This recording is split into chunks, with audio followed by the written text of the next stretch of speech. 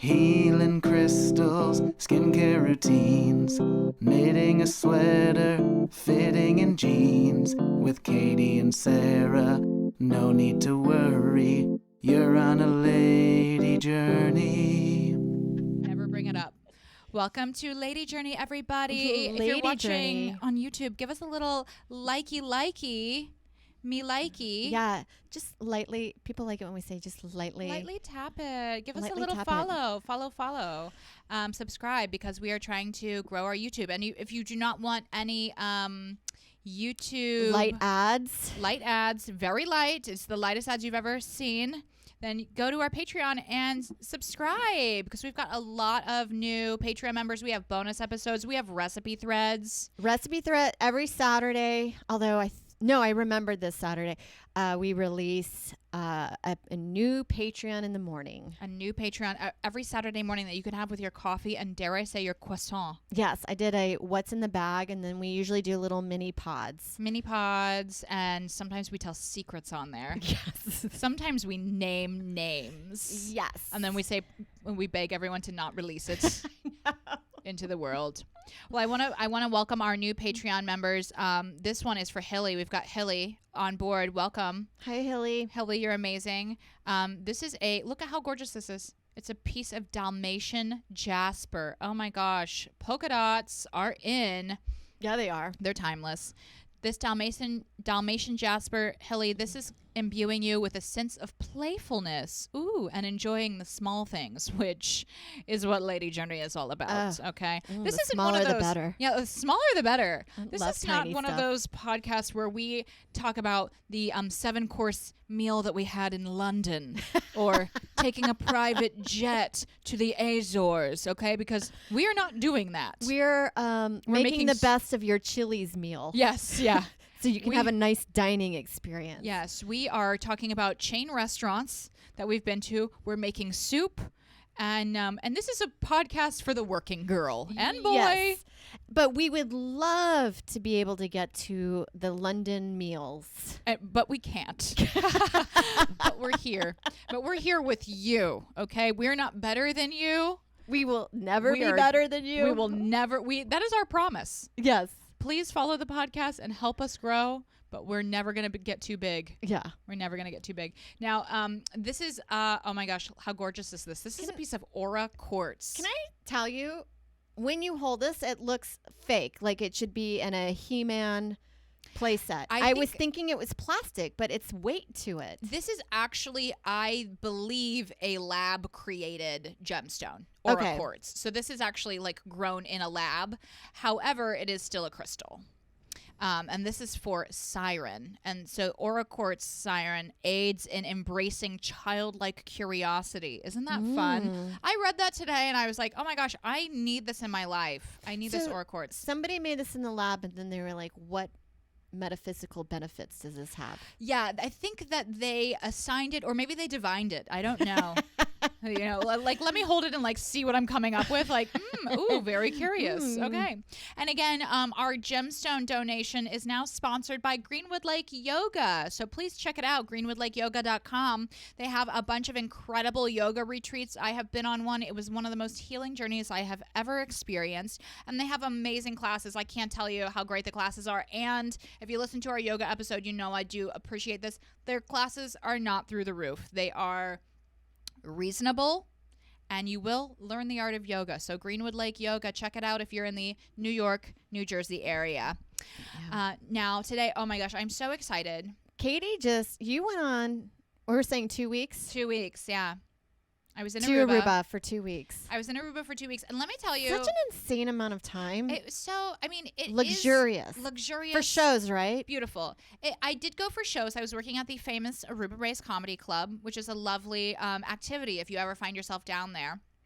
And I have to tell you though, this was technically a working vacation. So I was doing some work, but I did have also several days off to enjoy the sun, the sand, the sea. I love Aruba. I am one of those people that's like, it's my 5th time on the island. But I have to say, coming back though, I feel when I come back from a vacation, it is so jarring. It is trauma. I feel like I am being framed for a murder. It's so unfair. Yeah, you're like, this isn't me. I don't do this. I don't do dishes. I don't wash clothes. I don't take the train. This is not who I am. That's why I like doing the one day off after the vacation. Oh, yes, a buffer day. A buffer day to do laundry, maybe go to the movies, out to eat, grocery store shopping, which we are going to get into. Oh, yes. But yes, it is on vacation. Once you're back into that's why it's psychotic. I remember coming back from a vacation at midnight and then being at work the next day, and you're like, that was horrific. So upsetting, because in your mind, in your pre-vacation mind, you think like, I want to be there for as long as possible. Yes. But you really do need to have a little bit of a buffer day just so you can be like, I'm okay. Do you ever, cry hysterically the day after I come back from a vacation? I did this year. It's unfair. Because everything hits you. And I think part of it has to do with when you're on a vacation, you do, and I was like really, really hoping to do this, have a couple days where I'm not doing any work and I slowly detach to the point where I'm not thinking of it at all. And you're happy again and you're not like comparing yourself to others as much because you're not really online as much, and then you're not thinking about what you need to do for your career. Yeah. But then you come back and it hits you like a ton of bricks. Yeah. Responsibility, back to life, back to reality. Yeah, and you're like, do people even remember who I am? Yeah. Have I quit? It's me, Katie. Hi. Do you guys know me? So yeah, it's tough. But now I'm through the transition. I've been back now for a week and a half. So I'm back to my regular self. How long you were there during pandemic time? Weren't you there for like a month? We were there during the pandemic we were there for 9 weeks, and then we left and we came back and we went back for a month. We were just doing shows. We were just living in the hotel because, they had no tourism down there. So all these hotels were empty, and we were working at the comedy club that was in the hotel. So they just had a deal and it just worked out. And it was one of the best experiences of my life. And I got to know, it was the longest I've ever lived outside of a place other than New York and Indiana, actually. And I got to know the culture of Aruba, and it's so incredible. I remember being in that hotel eventually, walking by the gift stores, the first time of like the big jewelry stores down there, that you're like, oh, no, not getting that. None of that appeals to me. And then like the weekend, you're like, you know what? I think I really like that palm tree necklace. Yeah, you're like, let's just browse around. Let's just go in and browse around. Well, I did go in some jewelry stores, nothing concrete, but I did actually decide to go in and look at a few jewelry stores with my boyfriend, Michael, just as a little seeing what's in there, looking around. A lot of people do buy jewelry on the island. They do, because it's tax-free, right? It's tax-free and it's cheaper. However, I do think that if I buy a piece of jewelry with my boyfriend, that would be a symbol of our commitment to each other. I may go for lab created. I'm a little conflicted about buying a diamond because of the blood. As you know, I'm a hero. Yes. So I don't know. So we didn't get anything, but yeah, I know. Like when you go down there, you're like, oh my God, who would wear this huge honking like Tanzanite ring? And then you're like, I think I would. I think I need a cocktail ring that's 7 carats. I think I could fit that in there somewhere.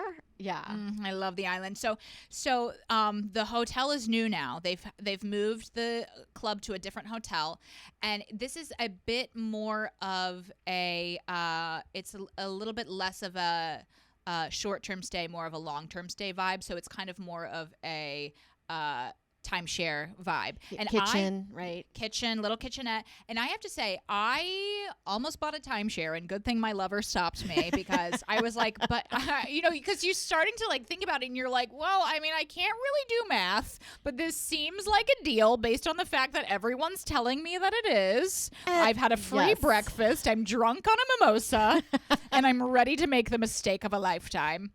But I pulled back from it. I went to the brink. Why does timeshare has a negative connotation, right? It's a scam. But why is it still being pushed on us? Well, I don't think it's the reason that it's a scam is because you're led to believe it's for somebody who, say, like me, where you're like, wow, $12,000. Like, I could own my own home that I could go to for 4 days a year. Yeah. Like, you buy it and you do own it for life, but then you also have to pay like a cleaning fee on top of it. So it's like you paid $12,000, but then you have to pay $7,000. And then, you know, you don't know what's going to happen over the course of your lifetime of a building. Like this building could fall into bad disrepair. It could change management, and they already have your $12,000. So you could then try to sell it back. You know, I think that's where you start to fall into trouble. But if you think about it, they are selling you just going to the same hotel over and over. Yes. Like you could spend $12,000 and you could just go on a vacation every year. But because you're putting it all on one spot, you think that, oh, like this is my vacation home. It's not. It's not a vacation it's just a home. hotel that you're kind of subscription free for. It's just a hotel. Yeah, it's a hotel that you're going and staying in the same room every year, and you feel like that's your home, but it's just a hotel. So I think that's why it's kind of like got a scammy vibe, and they're always doing stuff like this is how they reeled me in. They were like, oh, we would like to invite you to breakfast. I was thinking they were inviting me to breakfast because I was a comedian. Yeah. I was like, of course I'll be there for the people. That makes sense. And they said, that, you know, we'll offer you a beautiful gift. I said, you had me at beautiful. Yes, it's a football phone. Yeah. Hello. Had me at beautiful. Had me a gift. But so I didn't get a timeshare. But anyway, so where we were staying was a bit more of like a long-term stay vibe compared to the high-rise hotel section of Aruba, which is where I have stayed before. I loved this because we were staying by one of the best grocery stores I have ever been to in my entire life. This is kicking off our journey of grocery stores.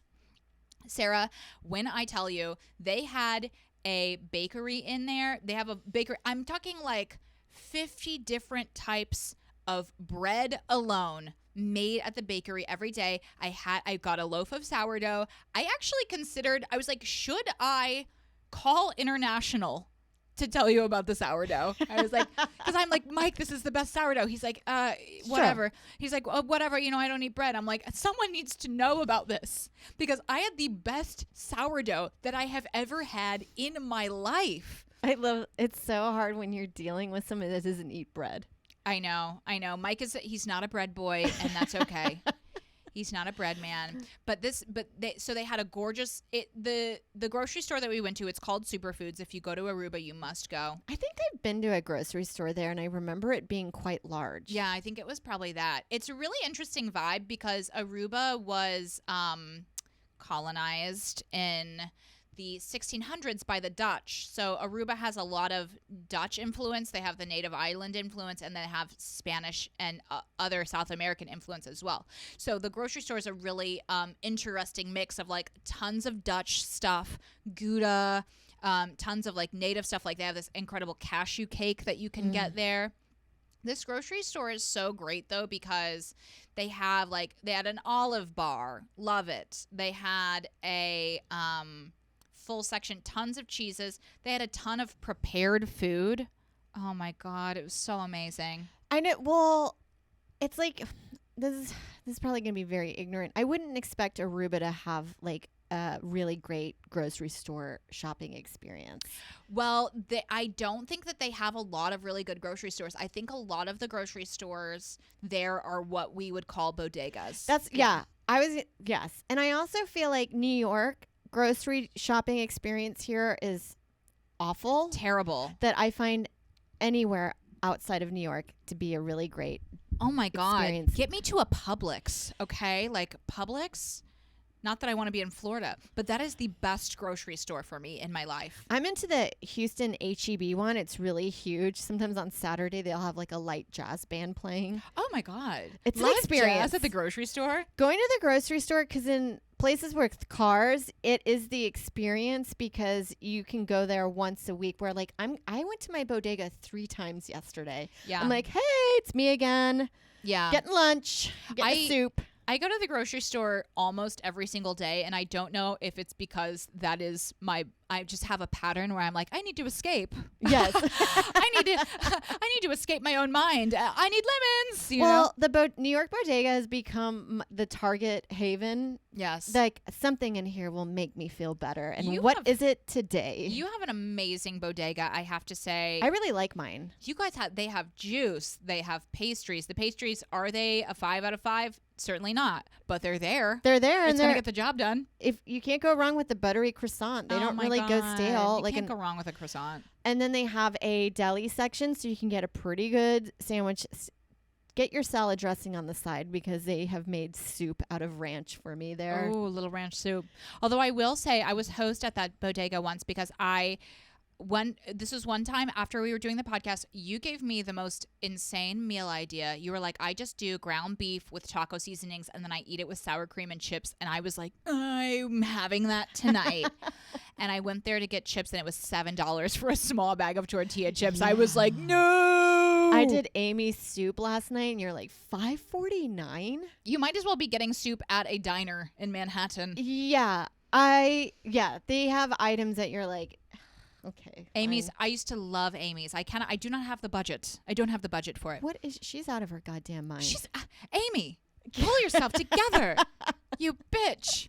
But I Yeah. love a grocery store. I love going to the grocery store, and I actually I don't even really understand this craze of people getting stuff on like Uber Eats because I've never been one to like order out food for myself because if I'm hungry, especially if I'm really hungry, like I don't want one meal, okay? I want 18 different parts of Yes. several meals, and I want to go through and eat them one at a time like a king, okay? Yeah.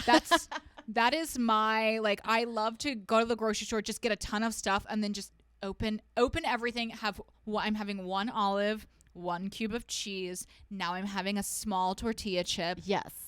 I'll get several items where I can rotate several meals throughout the week. Yes. Yes, Yeah. where I'm like, this will be my lunch, and then this can be my dinner, and they're all different meals rather than eating like the same meal for every day, Yeah. time of the day. Or like ordering out food too, like you have to wait for it. Like, and Yeah. also I'm not saving any money, by the way. I think if anything, I'm spending more money because I'm like, I'll be like, oh, I should go to the grocery store. That'll save money instead of getting Thai food. And then I'm spending $50. Yeah. The only That's thing what I want to do. that I consider the best budget-friendly takeout is Chinese food that I'm always like, well, this is kind of like grocery shopping for the week. I've got Yeah. 5 meals that I can Yeah. eat here. Yeah. Yes. And Chinese food. Oh, God, the leftovers. So yummy. Yeah, it doesn't, I Mm. can eat it for a few days afterwards. What's your favorite thing to order for Chinese? I've been doing just like vegetable stuff. Like I like this eggplant and this like plum sauce, and I eat it Ooh, just with yummy, rice. And then I yummy. like just broccoli, Mm-hmm. and then any kind, like I like the dumpling stuff, so I get like the I love like veggie dumplings. Veggie Yes. dumplings, With that boiled. soy ginger sauce. I try. Yeah. I'm like, oh, this is healthy. Yeah, Veggie Just dumplings. cabbage. Yeah. with high sodium. Yeah, with that's in white flour. But it is the healthier. Healthier, yes. So I do that, and then I always joke that whenever I need more Tupperware, I just order Chinese food. Oh, yeah. See, I know. I do that too, where I'm like, well, I have to get it. Yes. This is actually the Dan Dan noodles have vitamins. Oh my God, I love Dan Dan Love noodles. love a Dan Dan. Okay, so when I don't know if people understand.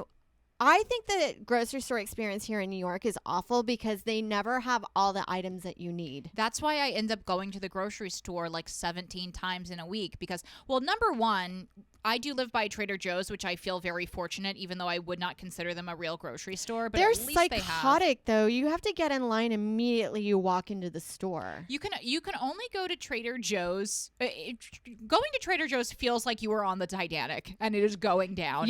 It's like immediately. supermarket sweepstakes. Yeah. You have 10 minutes to get everything that you need. Yeah, and you're fighting a baby. Yeah. The baby is actively fighting you. Trader Joe's, I only go there. I literally will go there on like Wednesday at noon Yeah. or like Sunday morning at 9 in the morning. You got to go early. Because you can't, and they're out of a lot of stuff too. But anyway, it's like 10 blocks away. All the grocery stores are far. So it's like, then I'm carrying everything on my back like I'm a woman in the 1800s bringing water to my village. I've had to take like little breaks, sit downs. Oh, you got to take a sit down. Yeah, you gotta take a sit down. You're like, Yeah. you're just carrying like 30 pounds on each arm and your shoulder. You're like, I'm gonna get amazing arms from this, but it is. And then like the little bags start becoming little strings, so they're cutting your fingers off. Yes, or you have it on your arms and then you take it off and then there's just red lines like scarred into your arms. Yeah, that's the worst. I wish that I lived in a place where I could just take my Subaru electric, my electric Subaru, Subaru, load her up with, oh my gosh, because I do have my suburban fantasy is just loading up. But, you know, I will say going to the grocery store multiple times a week, sometimes you do need to do it because it helps cut down on food waste. Yes. And you have stuff that's fresher, like berries and stuff. Yes. And something too, just I love like getting off, you know, finishing my show early. Like I actually had a show at Stand Up New York on Saturday. I had a show at Gotham, rushed up to Stand Up New York. This is Friday. And I'm like rushing through my set and like people are trying to chat to me. I'm like Whole Foods is about to close. Yeah. Whole Foods is about to close. And then I even like took the subway to a place that's not even by where I live so I could go to the Whole Foods and have more time there. So I love just Whole Foods, again, also a scam, and it's run by Jeff Bezos. He sickens me, but I do love going there. I like their buffet. The food buffet, that's a great, and they have like cafeteria eating, so it's great there. But I cannot get behind paying the prices at Whole Foods, and I just think it's a scam. And we were talking about this earlier. Like, I'm from Houston, and I feel like there's a lot of grocery stores that certain people just don't go to because it doesn't have the aesthetic of what I would consider pleasing to the white eye. To the white eye, right? yes. And there's a J. Crew. Yeah, like it's got the cursive that I like that just yells white woman.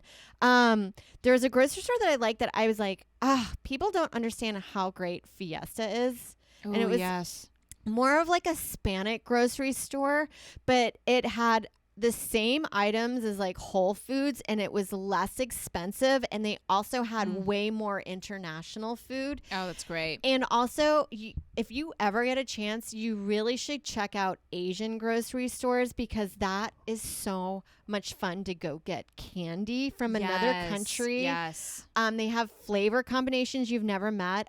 One of my favorite things to do is getting seafood at Asian foods that you could on the weekend we used to like going to hunt, like get crab, and we figured out what crab was the best, the meatiest by their legs. Yummy. I love crab. They have like the weirdest stuff, and it's like so much fun to like just check out weird little snacks that you're not used to because they don't carry it in the other grocery stores. I was going to an Asian grocery store. It was H Mart when I was in Seattle, when I was in U District, and oh my God, they had this incredible selection of fresh pastries, and they were pastries from all over. Like they had like a specific South Korean bakery. I tried a few things from there. They had like a different Japanese bakery. Oh my God, it was so good. And they were like also really inexpensive, that you're like, I just grabbed a couple, brought them back to my hotel, and it was like the perfect little thing to have like a little coffee and pastry in the morning. And they have like fruits that you've never seen, like that fruit that's supposed to be stinky but tastes like cheese. Or smells like cheese, but it's sweet. Is it monk fruit? No.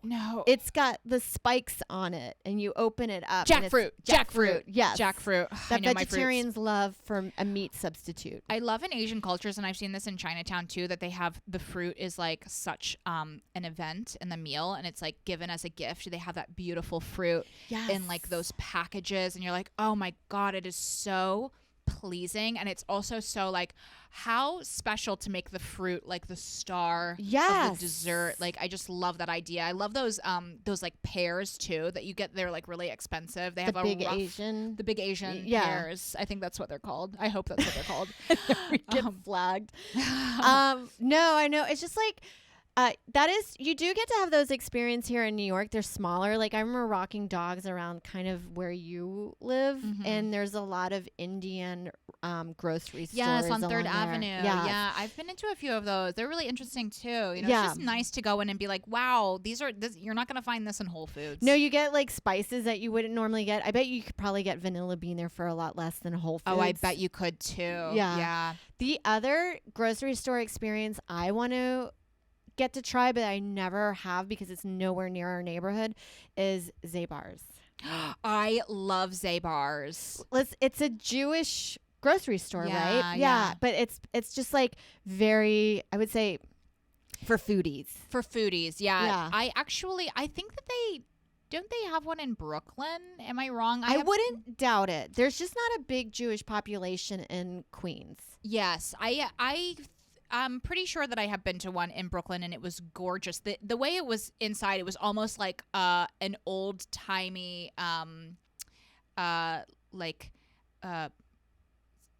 what's the word I'm thinking of? Like a market. It was like an old world, like supplies, you know? Yeah, like a general store. Kind of like a general store vibe. Like I need 5 Kalamata olives. Yes, yeah. And they go get it for you. Yeah, and like beautiful, like stuff behind the counter. Yeah, I love that. And it makes it feel so professional and cared for and just like kind of such an experience versus like going into Kroger where you're and like guessing your meats. Yeah, or like going into Costco and just like grabbing a gigantic slab of beef. Where you're like, is this provisions? the right That's the word I was thinking of. Provisions. Oh, provisions It's like a provisions. is such a great word for we food. need provisions. I love throwing that out. Like, okay, you guys go to the hotel. I'm gonna go get provisions. Yes, or like I'm a douchebag. Zabar's. Like Zabar's, and a place that's kind of similar to this is Russ and Daughters on Houston. In the I don't East think Village. I've ever heard of them. Oh my gosh, it's so gorgeous. But it's like the type of place that you would go in and you're like, oh my god, you know they have caviar in here. Yes, they have the high end. I want to try caviar. They do have some caviar. I've been looking into it because I've been thinking about just incorporating it into some recipes. But they do have caviar at Whole Foods. I looked up a couple things that said like, if you're gonna get caviar, this is what to look for. It said don't get caviar that's in cans. Get it from the refrigerated section. Okay. Get it. So you want to check to make sure it has low salt content. Usually the ones that are in cans, they just have a high salt content. And it said that actually like you don't need to buy caviar that's $60 or whatever. Certainly there are higher end brands, but you can get just as good caviar if you know what to look for, which is refrigerated. It should be in a glass jar that you can see the little eggs, and you want to make sure it doesn't look mushy in there. You want to be able to actually see the eggs, the separation. And it said like you could really find something about $16. Yeah, that's pretty reasonable for a fun little neat snack to flex in front of your friends. Yeah. Chips, who'd like sour some cream, roe? and roe. Yes. Oh, so I'm definitely yummy. fell sucker to the tin fish craze and the caviar thing that happened a few months ago on TikTok. Me too. And I have always really liked tin fish. I like sardines. I think that they taste really good on like a nice little seeded cracker, like Mary's Gone crackers, or like a little piece of sourdough toast with a little Dijon mustard, and then you put the little fish on it, and it's just nice and salty and yummy. And you have it like, if you want to have like a glass of like white wine with it, or like a little seltzer water, and it kind of makes you feel like, am I French? I'm special. Am I living a French lifestyle right now? Bonjour. Which kind of like can lead into the next journey that we were going to get to after this one. Oh, absolutely. Yeah. I think I'm ready to go on that Are journey. you ready? I am so ready. Are you guys ready? It's romanticizing your life. Like, just, if you want to eat a snack, maybe try the fancier snack. Try the fancier snack. I love romanticizing your life, and I think that this journey is so on brand for us because it's like we were talking about earlier, like we're never going to be Gwyneth Paltrow, and we don't want to, okay? We can't. I don't know how to get there. How do you get there? Yeah, you have to be born into wealth and fame. Yes. And we just weren't. We're an every girl. And when you're an every girl, sometimes you're broke. But you know what really helps your money go a long way? An imagination. And it's nobody talks about that. Nobody talks about it. And you can really delude. Is that the right word? You can delude yourself. Deluding is, if there is one message you take away from this. Well, as I was mentioning, Just delude. Delude. As I was mentioning a couple episodes ago, I was reading a really great book called The Psychology of Money. And I can't recommend this book enough. It's a fun, easy read. Yes, I did pay for it, but it's an easy read, and it teaches you a lot about like why you buy stuff. And a lot of the reason a lot of us buy stuff is because we want people to like us. But actually, people don't ever like us based on like the fact that you have a designer sweater. No, they don't remember that. Yeah. And From what I've heard, it's more likely the Maya Angelou quote.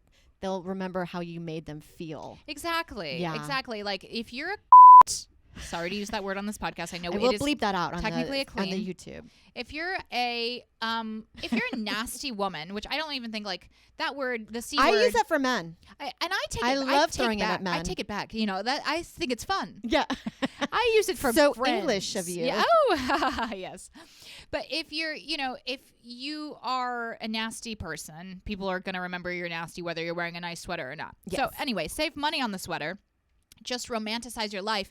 I love it. I actually was trying to do this yesterday.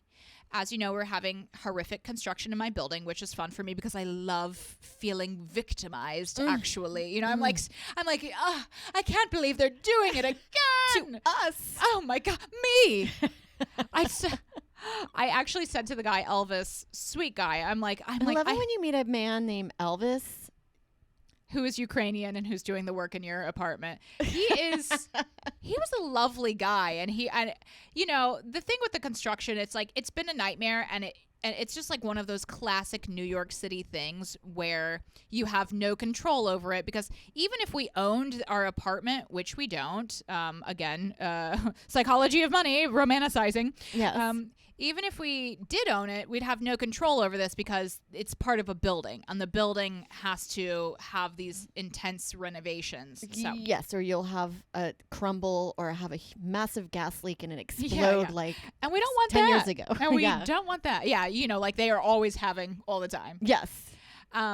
So anyway, I was like kicked out of my apartment, and I was like really tired and upset, and I went and I was having coffee, and I had this lovely matcha, and I captured it on my phone, and I thought, you know what? Romanticizing your life is a mindset where you're shifting from feeling like bad to feeling like, oh my gosh, I'm special, and everything that's happening is special. And every moment, there is nothing more fun. Yeah. Making like a little tea for yourself. Oh my gosh, tiny tea. Going for a walk. Like beforehand, I could just be like, I have to walk. Now you're just like, I'm going to take in the sights. Shifting that mindset. Yeah. Like, I love it too, of operating. It's almost like a shifting to a mindset of self-love and doing things for yourself that feel fun. Like, I have been getting really into taking baths, number one, because it's cheap. Yes. I'm like, this is a cheap thing. It's relaxing.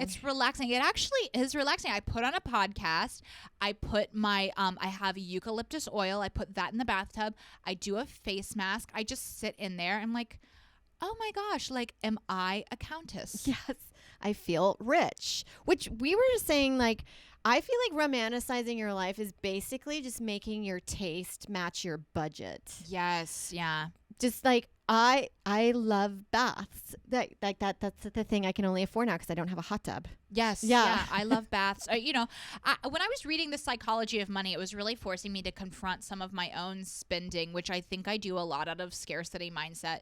And, there are also, I know we've talked about this on the podcast before too, but like there are tons of studies that show like people do not know. People literally in a scientific study cannot tell if you are wearing the exact same outfit every time you see them. They can't tell. They'll never know. So if you need to, and also basically it said in The Psychology of Money, it was like the best way to save money and build wealth is just cut down on your spending. Yes. Just spend, there are so many things that you can enjoy that do not cost money, like podcasts like this one. My gosh. Podcasts are like just cozying up in your favorite chair and reading a book.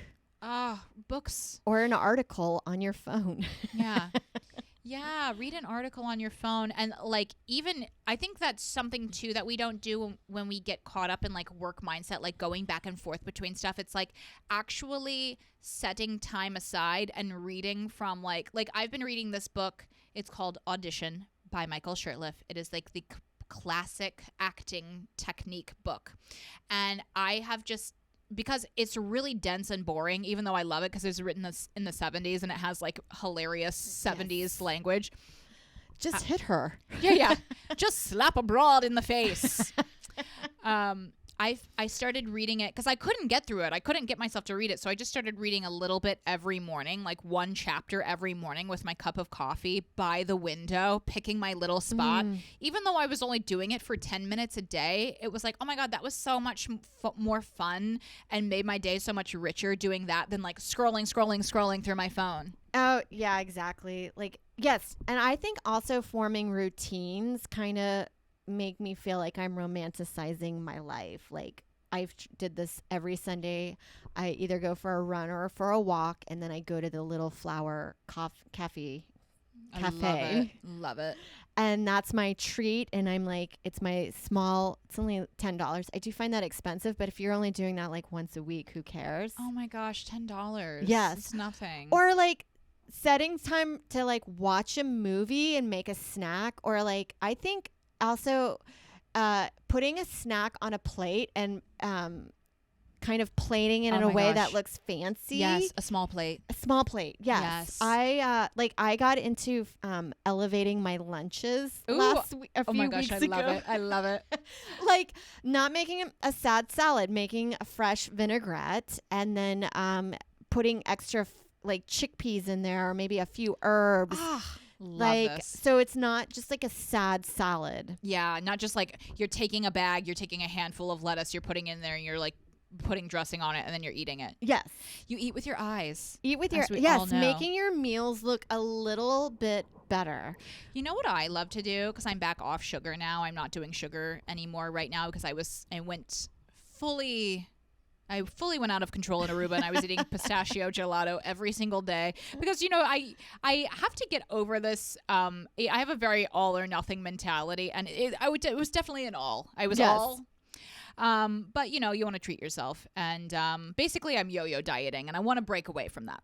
But I've been really trying to romanticize my healthy eating choices as well, instead of being like, I have to eat like carrots and celery. It's like I'm creating a crudité. Yes. I love having a big plate full of a lot of different small things. You know? And if you're doing if you want to do like low sugar, no sugar, like a few little carrots, some tzatziki, some olives, maybe you have a few little slices of a tart green apple, a few slices of cheddar, a few almonds. Oh my gosh. And then you have a little grazing station, and you take it over to the couch, and it's like suddenly it is this gorgeous cheese platter. Yes. And then again, am I French? Am I French right now? Bonjour.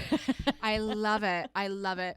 I love romanticizing your life, and I think that's part of the reason that I'm not going fully back to the grocery store journey right now, but I do want to say, like, when I go into the grocery store, I feel at home. I feel at home in there, even if it's a crappy grocery store, because I love just going around the grocery store. So many scenes in TV. You know, it's like you never know what could happen. You could meet someone and fall in love. Yes, I'm in a committed relationship. Or like really checking out every single product, and then maybe like try something different. Splurge on splurge on something you've never used before. Exactly. Like get some capers. Oh, I love capers. Oh my gosh, are you kidding me? And I love going to grocery stores too, because I also love to see like what's on sale. Even if it's an expensive grocery store, if I like to go in on the way home, because I'll be like, oh my God, yogurt is always on sale. Yes. And I love my yogurt. I don't know what's going on with eggs right now.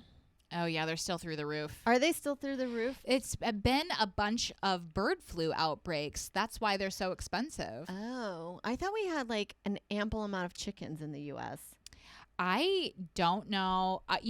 When I was in Aruba, again, I have to say, like, going back to the grocery store in Aruba, first of all, the bakery was so incredible. And I had this, it was so amazing. It was a raisin. As you know, I love raisins. Raisins are life. Raisins get a bad rep.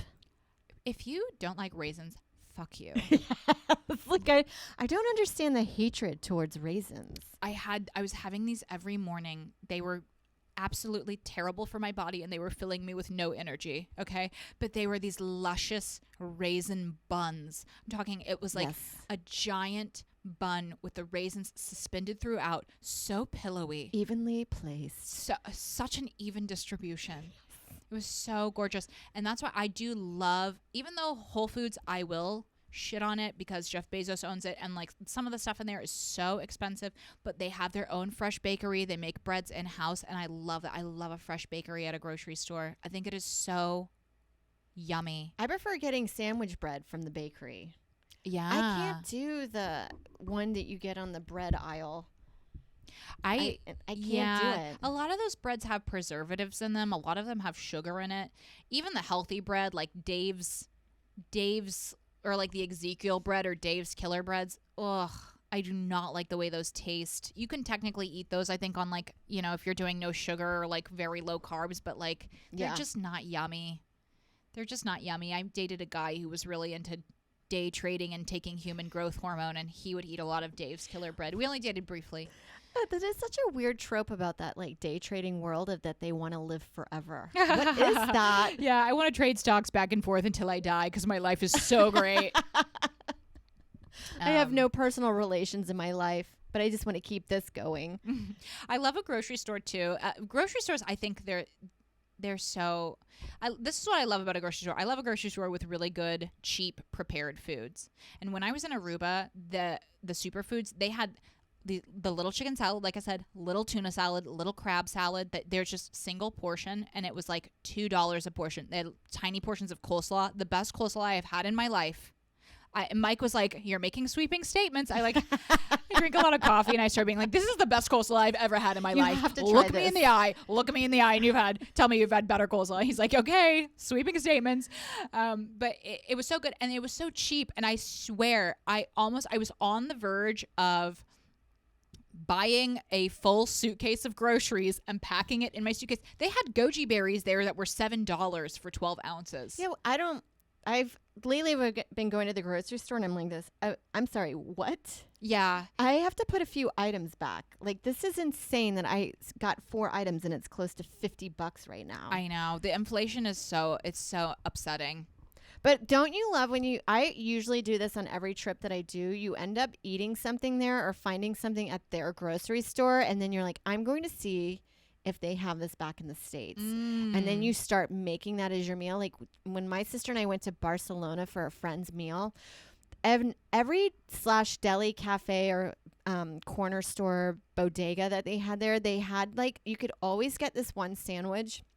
It was basically like garlic bread, slightly toasted with the inside of a tomato slightly smeared on it. My sister and I would call it tomato essence. And we couldn't fit. We were like, I don't know how to explain it. It's not like the wet part of the seed, but it's not the outside hard part. It's like if you just cut open a tomato and scooped it. Oh, it's like I love it. It's the like spirit a jam. of the tomato. It's the spirit of the tomato. Oh, yummy. Lightly rubbed on the sandwich with manchega cheese. And I so French. Was obsessed with Spanish, it. I mean. I was obsessed. Oh, I love manchego. That's one of my favorite hard cheeses. Yes. I did find, I got really into eating the Dutch licorice when I was in Aruba, which I love. I don't know what it is about me. I'm like, there could not be a clearer sign that I am in my middle age than the fact that I love licorice so much that I was eating it to the point that I was feeling sick, and then I would not. And then the next day I would be like, man, that licorice really gave me a stomachache, but I